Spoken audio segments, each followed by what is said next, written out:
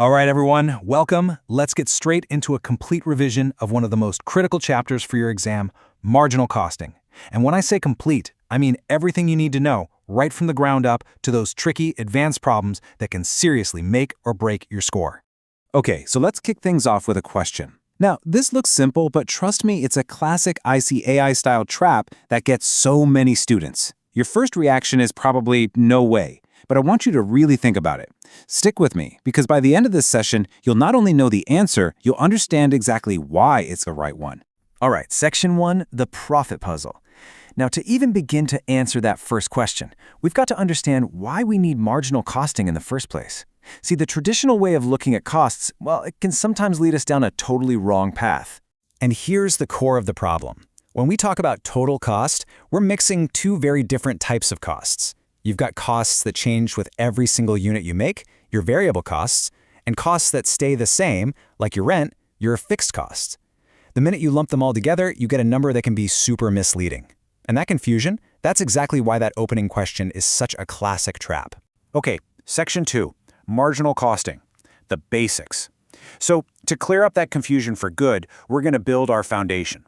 Let's nail down the key definitions. Seriously, if you get these terms right, the rest of the chapter just clicks into place. First up, marginal cost. What is it? Super simple. It's the extra costs you incur to produce just one more unit. That's it.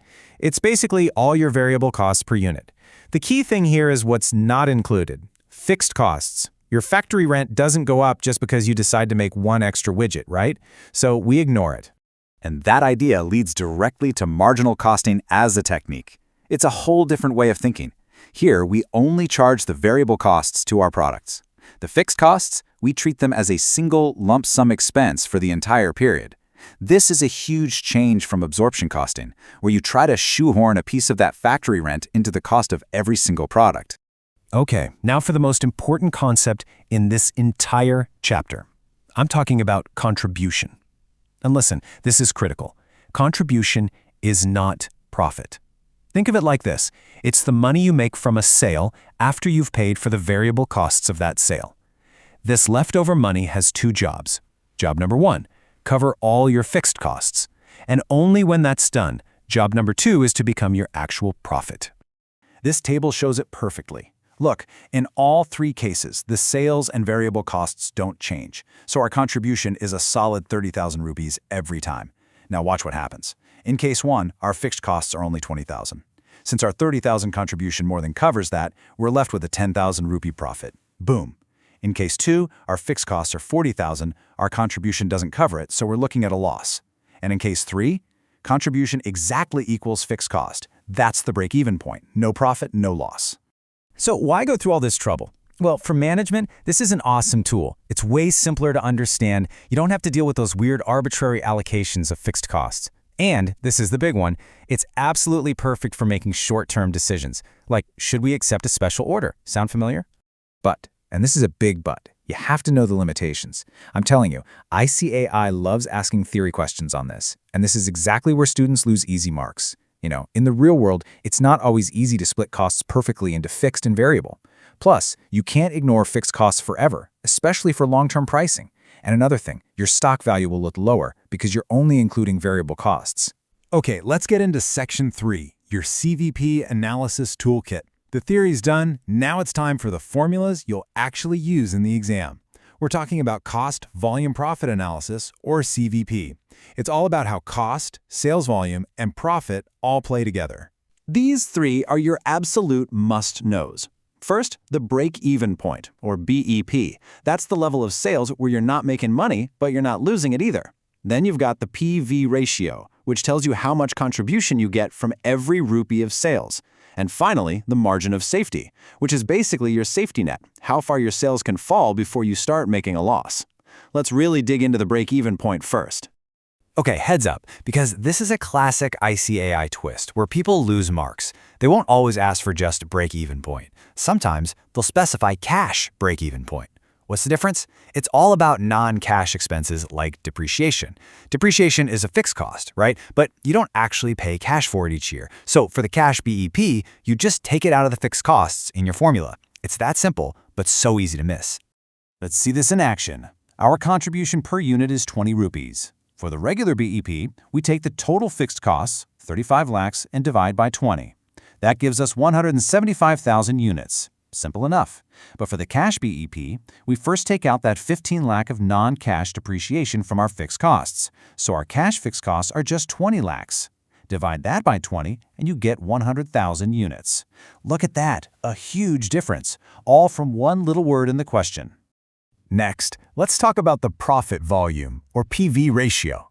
The name is a little weird, honestly. Just think of it as contribution divided by sales times 100. That's it.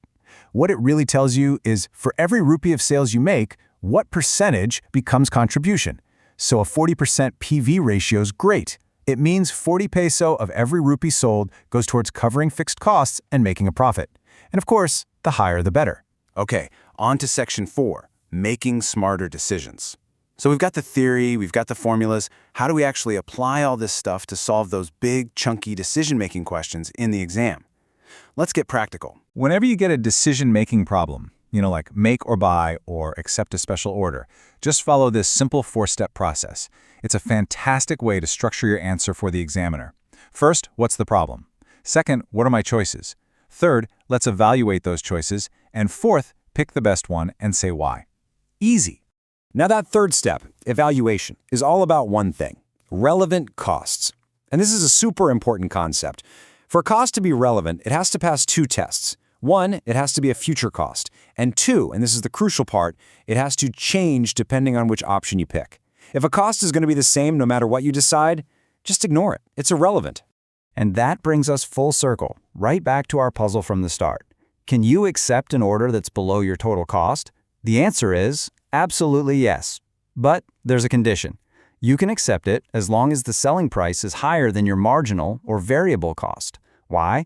Because even if it doesn't cover the total cost, if it covers the variable cost, every extra rupee you get is fresh contribution, and that contribution goes straight to covering your fixed costs and boosting your overall profit. All right, Section 5, Advanced Problems and Exam Traps. Let's level up and look at how these concepts get mixed together in those complex problems that ICAI loves to throw at us. This is where you can really stand out. Seriously, pause here and grab a screenshot of this slide. This is your ultimate formula sheet. All of these are just different ways of saying the exact same thing. Sales equals variable cost plus fixed cost plus profit. If you can get comfortable flipping this equation around to solve for whatever's missing, you can tackle almost any problem they give you. Okay, here's a very common exam trap, a sales mix problem. When you sell multiple products, you can't just use a single PV ratio. You have to calculate a weighted average PV ratio. So look here, we have product X with a 60% PV and product Y with 80%. The sales mix is 7 parts X to 3 parts Y. So we just weight them, 7 times 60% plus 3 times 80%, all divided by 10. That gives us our overall weighted PV ratio of 66%. Getting this step right is everything. And once you have that magic number, that 66%, the hard part is over. Now you just use it like a regular PV ratio. Take your total fixed costs, in this case 6,066,600, divided by your new weighted PV ratio of 66%, and there's your total break-even sales. The last step? Just split that total amount, 10,010,000, according to the original 70-30 sales mix to find the BEP for each product. Done. Okay, look at this. You've got limited machine hours. Product A gives you a 50 rupee contribution. Product B, only 40. Now be honest, which one are you picking? Product A, right? It's the obvious choice. But what if I told you that obvious answer could actually cost you your exemption? Yeah, you heard me. This is a classic ICAE trap. Stick with me and I'll show you exactly how to spot it and, more importantly, how to nail the right answer every single time. All right, first up, key factors in product mix. And let me tell you, this is the #1 area where marks just disappear. So let's dive right in and solve that tricky question I showed you at the start. Okay, so here's a problem that looks like it's been ripped straight out of an exam paper. We've got 2 products, A and B, and all the numbers we need. Now, the first thing anyone would do is calculate the contribution per unit, right? So for A, it's selling price 240 minus variable cost 164, that's 76 rupees. For B, it's 280 minus 212, which gives us 68 rupees. So yeah, on the surface, product A is still looking like the clear winner. But hold on a second. And here's the golden rule, the thing you absolutely must remember. Whenever any resource, machine hours, labor, raw materials, whatever, is limited, It becomes what we call a key factor or a limiting factor. And as soon as you spot a key factor, the contribution per unit becomes completely useless. I mean it, forget about it. The only thing that matters from that point on is the contribution you get per unit of that scarce resource. That's the whole game. So how do you solve these problems without falling into the trap? Just follow this simple 4-step process. Step 1. Calculate the contribution per unit for each product. Easy, we've already done that. Step 2. Identify the key factor. What's the resource that's holding you back? In our example, let's say it's the hours on machine P. Step 3, and this is the most important step, calculate the contribution per unit of that key factor. And finally, step 4, you rank the products based on the number you got in step 3. Simple as that. Let's actually do the math now. For product A, we know the contribution is 76 rupees per unit. The data told us it takes 0.6 hours on machine P to make 1. So what do? We take that 76 rupees and divide it by 0.6 hours. And that gives us about 126.67 rupees. So for every precious hour that machine P is running, product A is making us about 127 bucks. Okay, now for product B. Remember, its contribution per unit was lower, only 68 rupees. But, and this is the key, it only takes 0.25 hours on machine P. So we take 68 divided by 0.25 and, whoa, look at that. Product B is generating a whopping 272 rupees of contribution for every single hour it's on machine P. Now that's a different story, isn't it? And there you have it. The decision is crystal clear. Prioritize product B, no question. Even though its contribution per unit looked worse, it's way more efficient with our limited machine time. It's making us more money per hour. And that is the kind of thinking that gets you full marks. You're showing the examiner you see beyond the surface level numbers. All right, so we've nailed key factors. Let's shift gears to the next big showdown in this chapter, the great debate between marginal costing and absorption costing. You guys, this is a huge area for theory questions, so you've absolutely got to know the difference inside and out. So this table really lays it all out. But honestly, it all boils down to one thing: how we handle fixed production overheads. That's the whole story. In marginal costing, we treat them as a period cost. That means we just dump the entire amount into the P&L for that year. Done. But in absorption costing, we actually include a piece of that fixed cost in the cost of each product we make. This is huge. It completely changes how we value our inventory. And, as you're about to see, it can give you a totally different profit number. So we know the theory, but how does this actually play out with the numbers? I mean, we're talking about the profit, the bottom line. Let's actually look at how to reconcile the difference in profit between these two methods. Okay, first, let's look at an absorption costing income statement. This is probably the one you're more used to seeing. You've got your sales, then you subtract the cost of goods sold.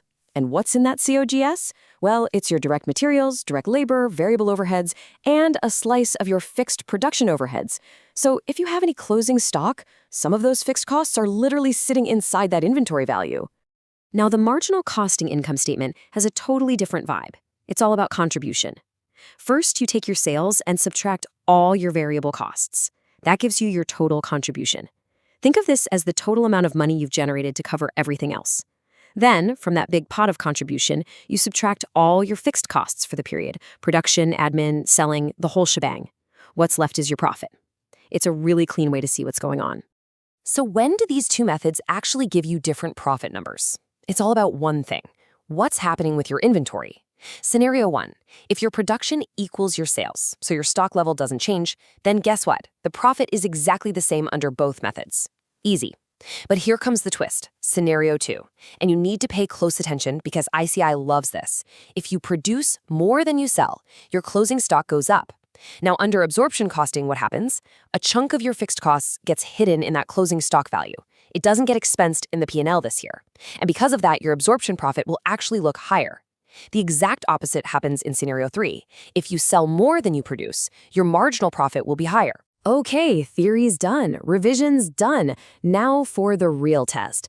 Let's throw a couple of exam-style questions your way and see if you can put all this knowledge into practice. First question. In the profit-volume ratio, that word profit, is it a trick? I mean, it's called the profit-volume ratio, so what does profit actually refer to here? Is it sales over costs? Is it contribution? Is it net profit? What do you think?